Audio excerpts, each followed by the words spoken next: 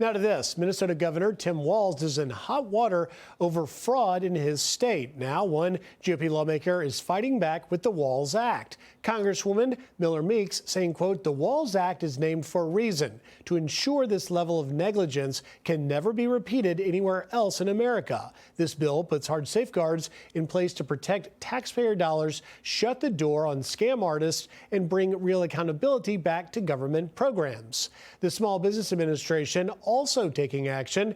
SBA Administrator Kelly Loeffler announcing on X in part, today I informed Governor Tim Walz that the SBA is halting $5.5 million in annual funding to Minnesota pending further review. Pressure is also building at the local level. Minnesota mayors speaking out over concerns state fiscal policies are hurting their residents.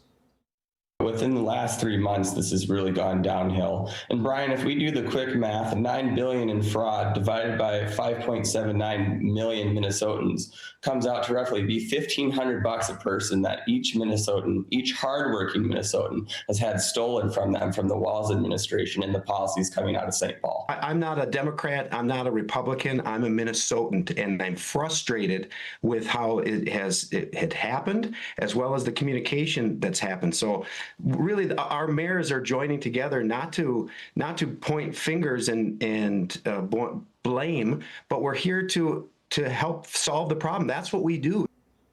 Joining me now, New York State Assemblyman Jake Blumencranz. Jake, thanks for being here. When you see what's happening in Minnesota and you look at how widespread the fraud was, what is the situation here in New York? Absolutely, Griff. Thank you for having me on. The situation in New York, let's just say Minnesota would be the tip of the iceberg for what we see here in a large blue state like New York. Fraud has gone on rampant for many decades, and in order to uninstitutionalize it, we need legislation that will fundamentally change the way that we investigate.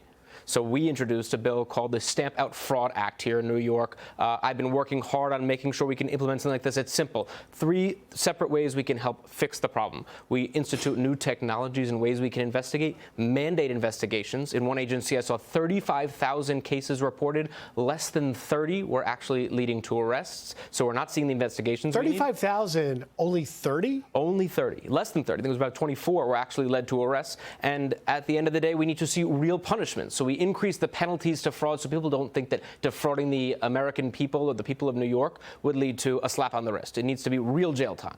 So when you see the hot water that Governor Walz is in Minnesota, do you think that New York Governor Kathy Hochul could face the same scrutiny? 100% absolutely. I think that governors in blue states that have been neglecting to actually tackle fraud, they're neglecting the conversation about affordability. What the individual is just saying, the AG, this number, it adds up for people, whether it's in health insurance fraud in your premiums, in auto insurance fraud in New York, some of the highest rates in the nation. There's a build-in for fraud. We need to look at investigating fraud all across government and the way that government is neglecting to protect the taxpayers, and not just of New York, but everyone in America. You know, when the mayors in Minnesota, it was 100 of them wrote a letter to the governor, and you heard that one mayor sort of lay out based on the amount of fraud, $9 billion, and then broke it down per resident. It's about $1,500 per resident in Minnesota that they actually paid for that fraud. Do you have any idea what those numbers might look like in New York? So on a national level, I've seen some interest groups say that something in the order of $1,000 a year in your insurance premiums is built-in cost for fraud.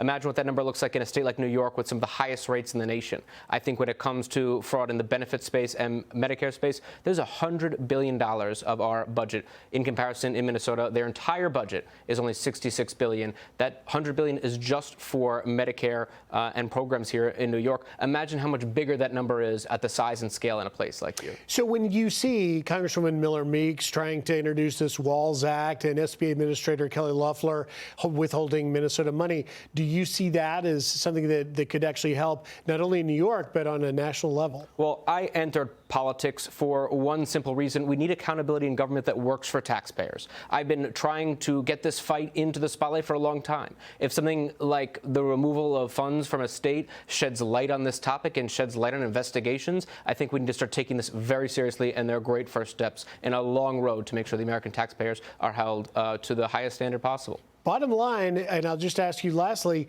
do you think that Governor Hochul here in New York may be aware that some of this exists and has chosen not to act on it? I think we have to look very carefully as to how she acts now, because people are paying attention, and I want the information out there, I want the accountability out there, and I want her to know that we are on watch. Assemblyman, thank you for being here. We look forward to covering what happens here in New York, because if this is across the nation, it needs to be addressed, as you say, and Merry Christmas. Merry Christmas to you too. Thank you so much. Thank you, sir. Hey, it's Will Cain. Click here to subscribe to the Fox News channel on YouTube. It's the best way to get our latest interviews and highlights. And click to subscribe to the Will Cain podcast for full episodes right now.